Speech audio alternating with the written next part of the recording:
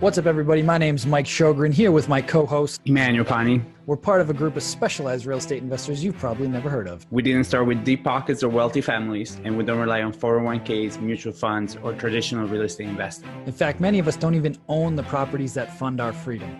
If you ask the money experts out there, they'd say what we do is impossible, yet it's happening every single day. It's happening through a new niche called short-term rentals. We are Short-Term Rental Nation, and these are our secrets. All right, what is going on, STR Nation? Welcome back to another episode of the Short-Term Rental Secrets podcast. I'm your host, Mike Sjogren, here as always with my brother from another mother, Mr. Emmanuel Pani. What's up, E? My brother, good to see you. This is show number 3 for the day. I always forget how much I love doing the back-to-back shows. I get so energized, so jazzed up from it.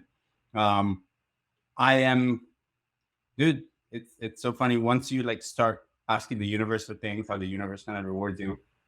We've been growing our management business, and we had one agent in the last week and a half send us 2 properties that are in fit with what we're looking for. And then our leadership team is redoing our traction document, so the PTO document from our traction. Yep. And it's funny because when I was a one-man show, you read those books and you're like, those books can be life-changing, but then you don't have the team of people around you, right? And then I remember me and Tasha read the book and we did the traction, the PTO document the first time, and it was more life-changing, but not completely as life-changing as now doing it with a team of 5 and being able to cast a vision, right? And it just it feels, sometimes you're there and you're just like, why are we doing this? Let's do the work that we know we have to do, right? But then for me, as being the head of sales, it becomes so much easier to sell the company because we have spent so much time coming through the systems and working through the stuff that we're doing and really answering the questions who are we, what we do, who we serve. And so again, it's been a point that I've been trying to make in this last couple of shows that we have had is the sooner you can afford to grow a team of people around you, 1, the more fun businesses, and 2, the quicker you're going to be able to get to that higher level of kind of playing this game, that all this personal development books that you read, it'll make a difference because you actually have a team where you can go through the exercise. Whereas before it's lock you and yourself in a room and it's 2 hours to talk about this. It'll be just me by myself. I mean, okay, I'm gonna put all my personalities in this room and see if we can come up with anything good to work on, right? And it's kind of counterintuitive on the road to financial freedom to hire a bunch of people that put financial weight and burden on you in a sense, right? Paying all those salaries. But at the same time, if you're committed to doing this for the long term, I've realized in my own journey that it was a disservice for me not to grow the team on a management side. I always understood it on the cleaning and the maintenance and everything else, but on the management side as well, bringing on those extra brains. It makes a difference. Your life gets a lot easier. There's always challenges, but the challenges are different. But when you get the right people in the right seats, man, your life.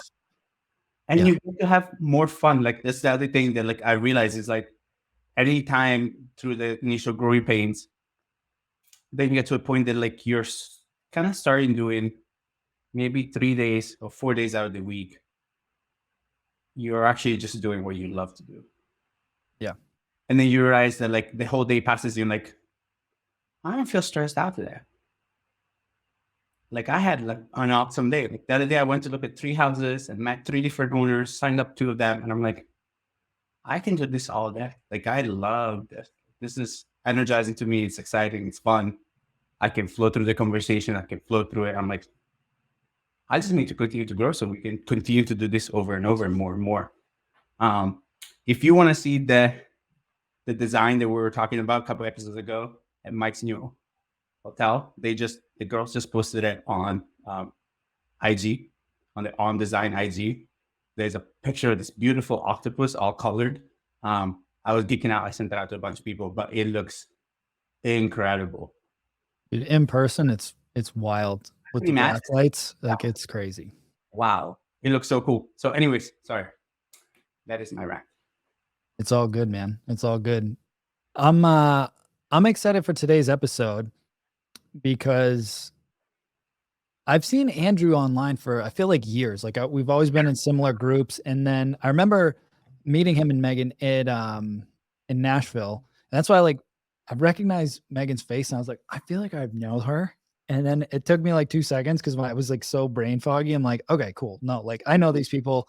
I'm excited, and the cool thing about them, they sent me their bio, and I was telling them offline I'd rather have them tell their story because this is going to be a really cool episode because they have such a diverse background in real estate and in investing and construction that I think it's going to be so valuable for everybody because I know when I got into this, I had no real estate experience and I was just learning it on the fly. I look at these guys like seasoned vets that have done so many different facets in real estate and then eventually landed in short-term rentals. So it's always a really cool perspective to see it from the flip side of that coin. Mhm. And why it's still such an attractive asset class for somebody that's so seasoned as investors. Yeah, and that So, is that for sure. so without further ado, welcome to the show, guys. Glad you guys are here. Thank you so much for having us. Thank you. Glad to be here with you. Yeah, Yeah, absolutely. okay. So why don't you guys walk us back? Because again, you've done a lot of different stuff in and around real estate. So let's take it back to the beginning and then we'll catch us up to where you guys are at now. Okay. Well, I'll dive in and pretty much we're from Massachusetts and we moved up to New Hampshire when we were very young. Kind of came up here, got our first house. Had $3,000 in the savings account. Not a lot. Just basic people. And I was hands-on construction with my dad, background remodeling. So I had some hands-on construction growing up as a child. Landed an entry-level job as just a maintenance technician, and worked in that role for many vast years. Got around very, certified technicians, got to shadow all the vendors, everything from senior housing to vacation rentals, $1 million houses in the mountains up here, Vermont, New Hampshire. So pretty much a little bit of everything. And then worked my way into a property manager, about 144 unit complex, and real low vacancy. Had to turn this place around, really kick it in the butt. It was really going the opposite direction when I got in there, but really made a good way with the owner. And that family owned 5 or 6 major companies and really showed me the way. Started adding more complexes, more employees, worked my way up to about 38, 40 million in real estate holdings, property manager of, staff for about 15. And then just slowly on the side, met a painter actually at one of the complexes, and Sherwin-Williams, hired him, became a business partner of mine, started Cityscape. Very proud of it. Over 12 years now, Cityscape's been in business. Started doing kind of small fix and flips on the side while I was still a property manager, serving on community boards. Kind of kept, the scale it further along. Cityscape was just a fix and flip company. And I had a friend who owned one of the realtor agencies, and we were buying foreclosures at the time. And he kind of was like, who's doing this foreclosure work for you? And he goes, oh, you want to start doing it? And, changed a few locks, got into doing the trash outs. And that's kind of been our main kind of gig. So I was in and out of real estate all the time doing that, property managing. Cityscape became very big, had to break it into a holding company, service company. And then it's just kept going from there. And I'm very proud now. We own 4 service companies, 6 real estate holding companies. I have Megan's unbelievable diverse background, and the journey of 23 years with her. So it's been amazing to get to where we're at now, and we do a little bit of everything. So I'll let Meg jump in on her background a bit. So as Andrew mentioned, we moved up here when we were really young to New Hampshire, and I found an entry-level job at a local bank in their file room. And I worked at that bank for 16 years. And throughout those 16 years, I worked in loan servicing all the way through that department. I was a senior commercial lending assistant in the commercial lending department. And then I progressed to assistant vice president in their mitigation loan workout area, helping small businesses that were struggling get back on their feet. Especially during COVID, it was really imperative that we keep these businesses afloat. But during my time in the commercial banking world, I learned all kinds of good, good nuggets of how to structure entities, loan terms, all kinds of things that, have helped us as our own business grow. So yeah, I'm super, super excited about our background in these two fields that have, helped us mend and meld into what we have created today. Yeah, in around 2020s when we kind of dived into short-term rentals, and Megan's now a full-time entrepreneur for I think 2 years. So she finally exited her W-2, which I did many years before her. But so it's glad to be able to have both of us, in the office, kind of shaking and moving. And she's kind of exited the banking, came in. She's the CEO now of Cityscape, so that's our construction development company, and she runs a short-term rental cleaning division out of there, servicing the Lake Sunapee region. And she's also the owner.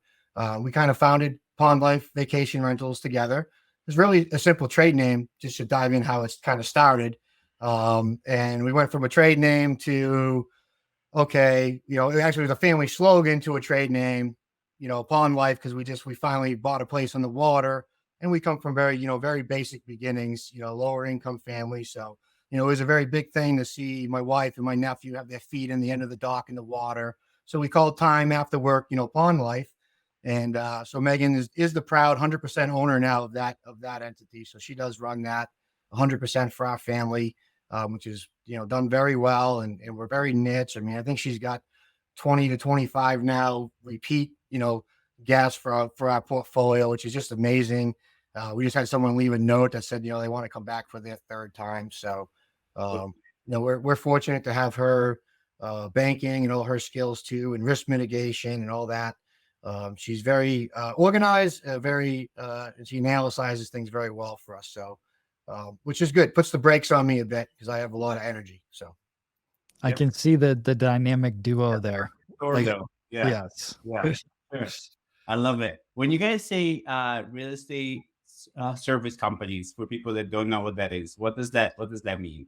Yeah, so we just kind of pointed towards Cityscape specializes in property maintenance, the foreclosure division. That Pond Life Vacation Rentals is a property management company, so it's a separate service company. Mm-hmm. And then we also recently have started Cash Street Technologies, where we're teaching financial freedom, doing some other things, offering some couples retreats. And then our last one is a publishing house I just started, which is we'll be announcing some more about that, but we might as well plug it here, which is going to be Cash Street Advisors Press, and very happy to get that launched off the ground. So when I say service companies, they're companies that for us, they go out and grab revenue. They're not in the real estate holding. I mean, that's what kind of Cash Street Technology is about, is our 4 bars, we call it. So, service companies, revenue coming in, holding companies, which we think is very important, real estate, that type of asset class. We like intellectual property, that type of stuff there, everything from trademarks to royalties, everything in that range, patents, products. And then our other bar is nonprofit. We're big on nonprofit work. I'm always trying to serve on a board of the directors. Megan is a proud director on a credit union. I'm on the supervisory committee. When we say service companies, those are companies in the industry that's specific to real estate. Is really what we teach even at Cash Street Technology, beside the other 4 bars. So we go out and try to grab revenue to keep us going with those companies. And our model has always been to kind of take that, earned income and transfer it over into intellectual property and real estate holdings. Love that. So what's the portfolio look like now? Because you guys have a pretty diverse portfolio. So I definitely want to highlight that and talk more about that. Yep. So I can talk about that. So we have 6 short-term rentals on our in our portfolio. We do have long-term tenants and commercial, so residential and commercial tenants. We have boat storage, RV storage, but our 6 short-term rentals are. It's actually really nice, the depth of our portfolio, because we have dog-friendly options, non-dog-friendly options. We have a tiny home. We have waterfront properties, water access properties. We have a downtown studio that's right in the heart of downtown Newport, which is great for if you're coming to the area. We do a lot of accommodations for traveling nurses. So all of our properties fit that lifestyle as well. So I think that we do have a diverse portfolio in that respect. Yeah, and our short-term rentals are nice because they're close. So we're on a little pond here. You know, we have 3 properties on the same pond, so that makes it really nice. And then I was lucky enough to buy a building around the corner, really right around the corner. It's 1,200 feet on a pond too, and that's our shop, 6,000 square foot building. Really stole it, got it at auction for $50,000. I mean, it's really unbelievable when you think about it. So Yeah. and we run our maintenance shop out of here. We keep all our equipment here. We have an office here, so that's really great location, close to our 3 STRs on the pond. So which helps out because we rent kayaks and do some extra seasonal add-ons and things like that. And like Megan said, the studio is nice too. I call it the economy. It's like our economy, you know. It's literally a $99 a night studio, but it's like the Eco Lodge. It's great, you know. I mean, it's does very well. It's in a mixed use building, so we have 2 downtown. It's downtown buildings, so 2 commercial tenants in downstairs, which happens to be one's in the gravestone business and one's in taxes. So both of those are not going out of business. So yeah, they're long and they've been there long term. You know, so they're staple tenants, and we have great relationships. So I love having them. And then, you know, upstairs in that building, we have a long-term apartment, and then we flex the back to a studio. It does really well, and we get a lot of short-term contracts for traveling nurses up there. I was kind of doing traveling nurses before they were a thing. We used to rent to them a long time ago, you know, and we used to do like Bonnie Plants when they move around and rent units to them. So I was kind of knew about furnished units before, you know, they were kind of plugged all the time like they are now. But they're a great staple for us. So Megan has a lot of fun with that side of the portfolio, and our portfolio is a little smaller now than it's been. I mean, you know, Cityscape is fix and flips, you know, anywhere from 25 to 30 properties now, somewhere in that range. And we used to hold about 15 at a time, and now we're holding down around 10. So we do change with lifestyle for us and things like that. So we knew things were coming. We obviously in the banking industry, we follow a lot of things. So we're always kind of restructuring our debt. And then we also invest with our LLCs. So like all of our companies are separate. They're their own entities. They have their own missions. They have their own succession plans. And we also have invested. So we might cash out of real estate and we might go into a startups on some other type of companies where we can get a majority of that holding. And, you know, it's a gamble, you know, but like all things, some of those things work out and some of those don't. Actually, one of those ones is how I kind of got to know Julie George, just real quick, before I got, you know, fully in the hospitable host, was a connection, Daniel Cruz, who started Wash B&B, and a bunch of us went in and Wash B&B. He kind of seed funded that. So that's what I mean by example. So we also do that investing with our LLCs and our real estate holding companies as well, and different type of strategies. So fun. Yeah, so with the Wash B&B was cool. So I kind of got in. We got in early with that, and we'll see what Daniel does. We got a lot of hope that he's going to take care of our money there, and we get to see him every year at Nashville. So every Nashville, I've been able to see Daniel, and me and Julie and Daniel get to reunite. Me and Julie get to poke him and say, "Hey, how's the investment doing?" and kind of check on his strategy. So I think people should keep those options open too when they're thinking about investments, because sometimes, you know, you want to balance liquidity and different types of risks. So, yeah, it's. And I think I was so excited to have you guys on for that specific reason, because I think we have a lot of people that are very niche. And then we have had like Bill Fate was on, and obviously he has an extensive background, and he all kind of carries into whatever he does now, but he also doesn't repeat the businesses, right? So like once he's out of something, he's out of something. And I think that is how I look at real estate. I'm also hyper local, like you guys. And to me, it's never a matter of like, is there some things that I'm never gonna do again? Like I'll still wholesale when there's things that like come my way that are not right for me. We have done fix and flips. I don't like putting things on the market. Like I don't want to sell anything. Me and my dad have a joke that like, I'm always like, are you selling anything? I'm like, I'm not selling. Are you selling? I'll buy it. Right? Like that's how my attitude has always been.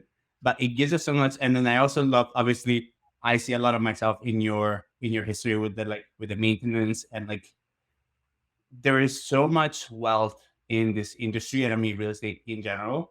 And like it's just a matter of like being flexible, one, and then owning and learning along the way, and then making friends. Because I remember, similar to you, like all of the team that I have now, like my AC vendor, my plumber, and everything else, are people that like I learned from 11, 12 years ago, and are people that like have helped me. Like my plumber helped me pay for my wedding because like I used to go work for him on Saturday and Sundays. And like I learned so much. My AC guy, like anytime you need extra hands, I'll come and help you. And in our industry, especially when you stay hyper local, it's how you create yourself. It first of all, a massive web of people that love and care about you. Because that's the other thing. Those people actually give a shit. And so like whenever they go and service our units now, I know for a fact that first of all, they're well trained. Like they call our guests. They don't call our guests like lady tenant. They never tell them anything that is wrong with the property. It's like, what's wrong with it? Well, nothing. This AC is fucked. Like we need to change it immediately. And they're like, they know not to share anything with the guest, but has come from like that years and years and years of like the community. I'll take care of you. You have family coming into town. Let us hook you up. Like they can come and stay with us at a discounted rate and everything else. And so it's really like come to pay off. I wanted to ask you guys about your small home, your tiny home. Is that something that you guys already bought that was existing? Did you guys make the tiny home? What's the story there? Yep. So we had an opportunity to buy this. So this would be our third property on this pond. And I actually was down with a migraine, and Andrew came in the bedroom and was like, Megan, there was a house that just came on the market on Rocky Mountain Pond. And literally that next morning we went and looked at it. We told the realtor, we're following you to your office. We're making an offer on it. Don't show it anymore. And actually we were the first people to look at it. But it was a pre-existing cabin. So it's 14 by 16. So it's 240 square feet. And it literally was just 2x4s. So there was no sheetrock, no paint. There was plumbing. So we fitted up completely. It's super cute. It's probably my favorite property in our portfolio. It's just fun. And then it has 115 feet of waterfront, 40-foot dock. And it's nice because the property, you start up the driveway and it just tears down to the pond. So there's all these different levels of to it. So if you wanted to be a little bit more private, you just step away from the pond and kind of get up into the tree line. But what's really great about it is the wildlife that we have in Croydon. So like this morning we saw a bald eagle. There's always heron, and there's obviously tons of fish in the pond. But just the wildlife, the loons every morning and every night they're sounding off. So it's a great experience for our guests. And like Andrew said, we have tons of repeat guests, and it's really challenging. I think that's the challenging part of being in the short-term rental, is because there's all these options for guests to go to. And the fact that we have this following of, 15 or 20 guests that come back, if not every year, twice a year.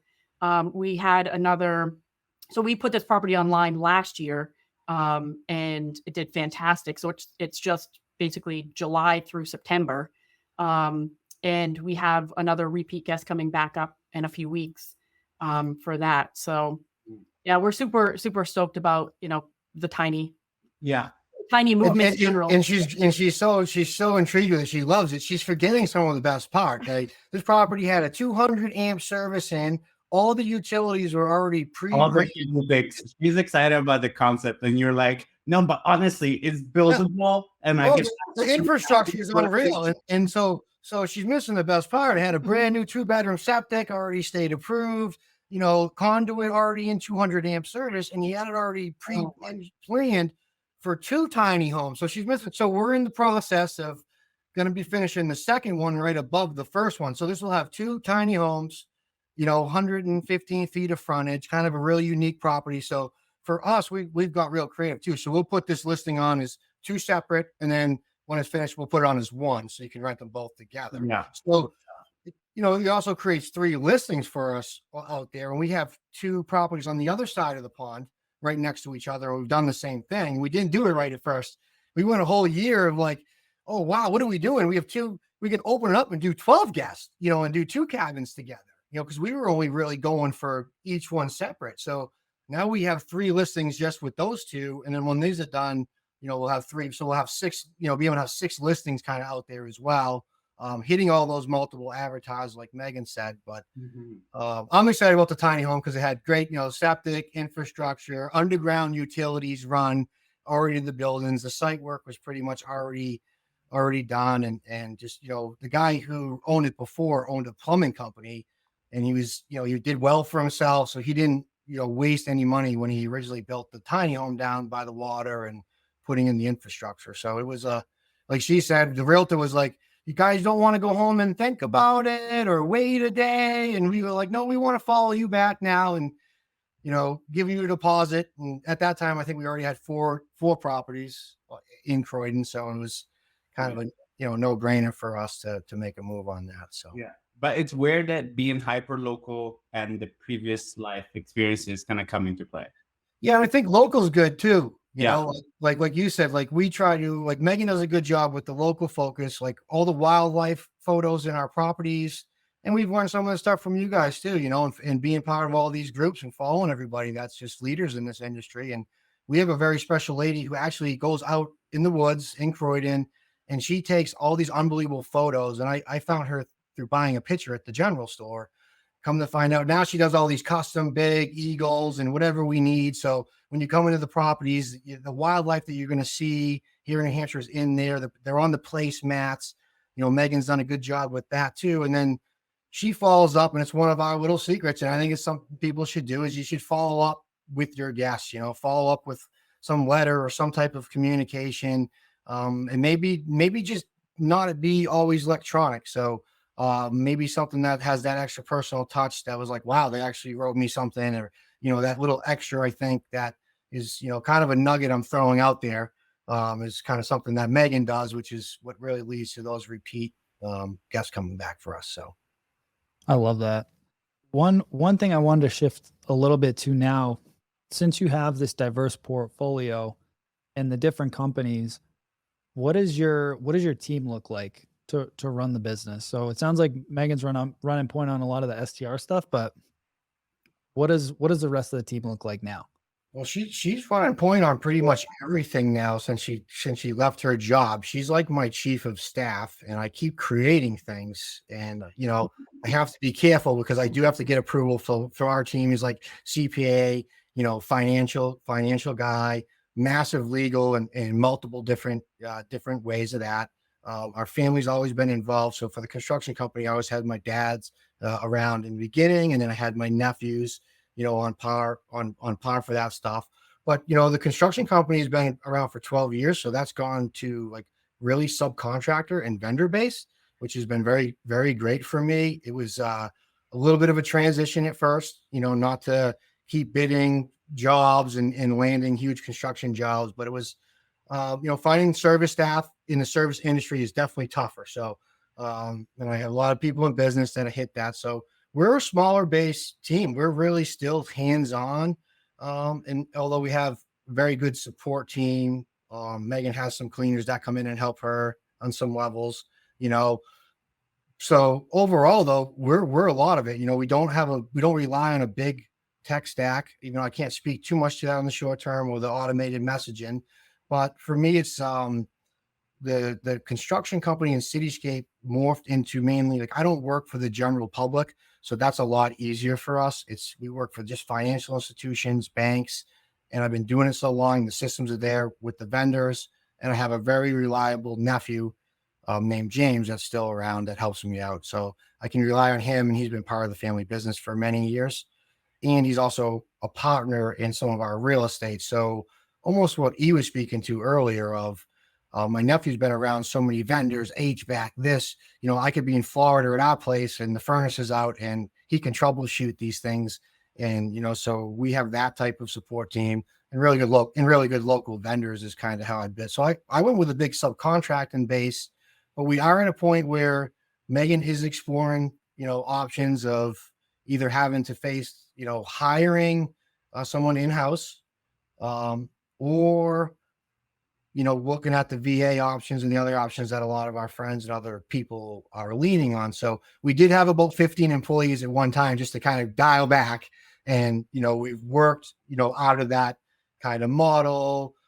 I did take on a lot more work originally too in the property management sector. So I was like, I got to spend my time focused on my portfolio, not other people's. But you're looking at the really big chief of staff here. And she relies on a lot of legal help and things like that to package up a lot of the stuff we do on certain ends. So Megan, I'm going to ask you this question. How do you get everything done? And then I know you guys said you run a pretty lean tech stack. So what's the tech look like? And then are you running point on all the guest communication? Are you doing the cleanings? Are you coordinating the cleanings? It sounds like the maintenance end is pretty much covered with everything else you guys got. But what does just like the typical like day-to-day turnover and guest communication reservation process look like? Yep. So we have like Andrew said, we have a really limited tech stack.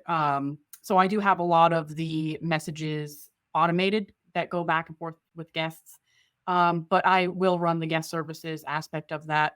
Our cleaning staff is very, very limited or slim. But I do go out and look at, make sure that the properties are, like after the guest leaves, make sure they left it in, a clean order. The cleaning staff comes in. And for our tech stack, we use Logify for our channel manager and our website, which, like every channel manager right now, they're completely, advancing, especially with the AI integrations. I'm part of their beta testing. So anytime that they get some new improved tricks, they're, having me test it. So that's fantastic. And then we know our market. So we don't utilize any, pricing tools. We are just doing it ourselves, just based off of, the market in our area. So I think that's why we find it really crucial for us to be, in our market and not expand to other markets at this time, because I think we know our market fairly well in that aspect. Okay. Yeah. It's similar to Rose. Like I feel like it's a similar vibe. We had Rose on earlier, and is the ownership of the nicheness of your, the people that want to come and experience the fun life, like the life that you guys have found is so soothing and that you love so much. I think there's a big element of, and which is very different for who I am as a person, but it's something that like I've come to have to like learn and remember. Is like I constantly want to explore and go to new places, and then I'm gonna go there and I stay 3 or 4 weeks and I become a local. But then I'm like, great, I would love to buy a house here, but I'm not coming back here for another 4, 5, 6 years. And then he said there's these people that like find soothing, and that my grandfather was like that. My grandfather built our summer house, and my grandpa has vacation at our summer house every summer for the last 59 years. And you ask him, he's like, don't you want to go somewhere else? He's like, why? I have the best ocean here. It's my house right there.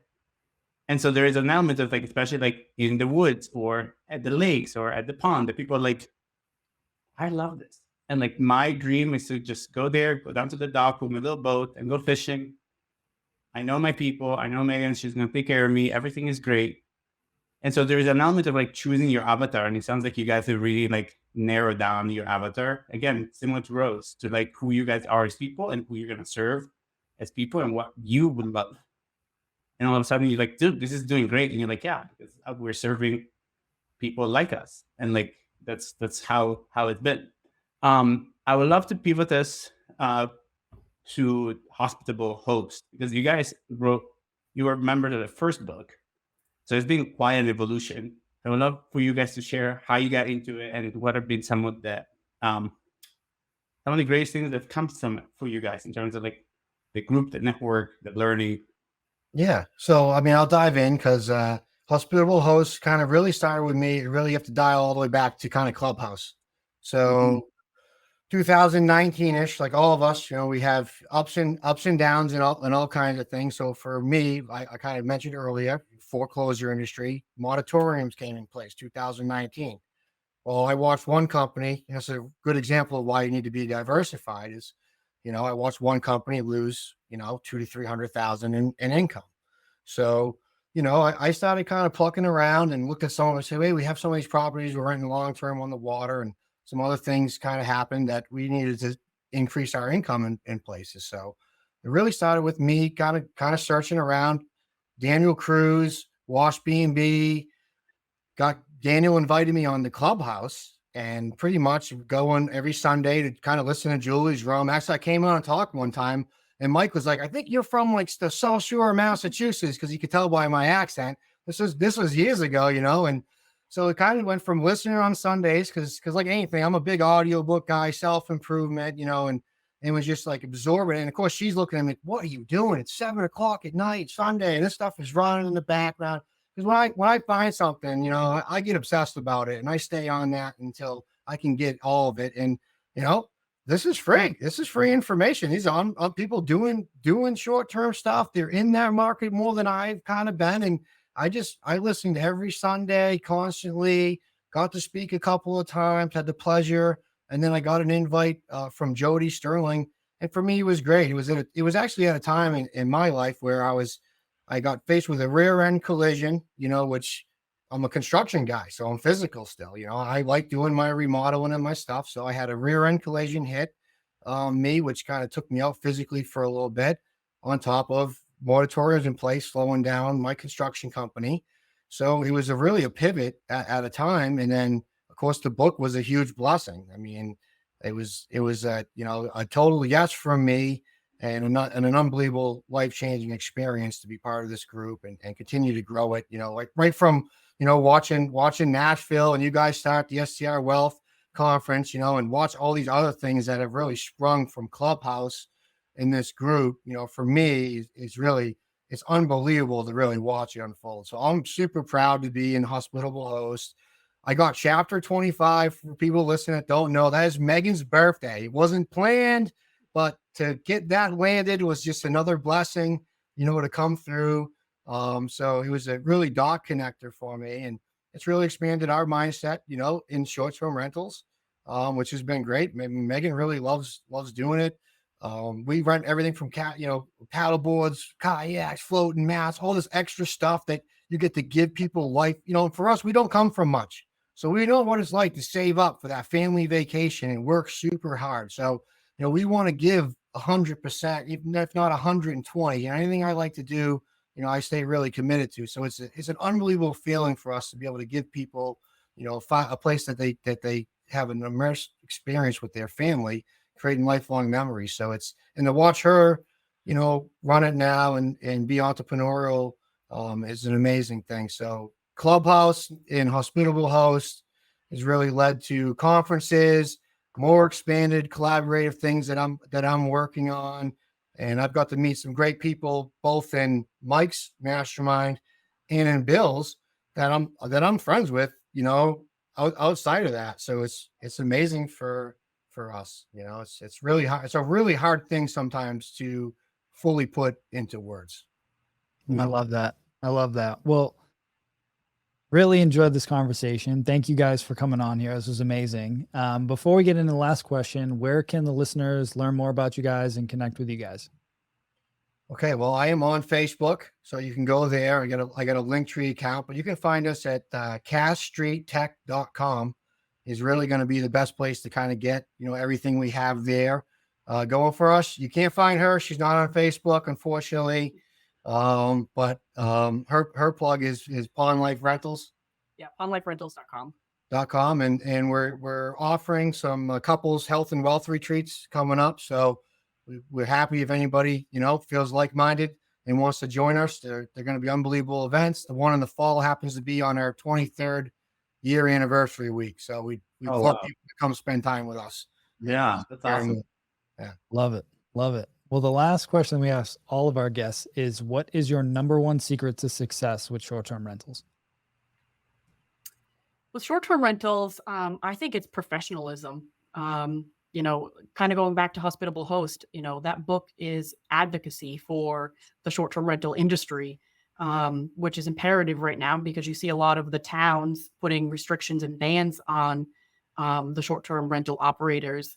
And just being honest with, going back to professionalism, being honest with your insurance agent, let them know that you're running a short-term rental business, because regular homeowners insurance just won't cut it in this industry.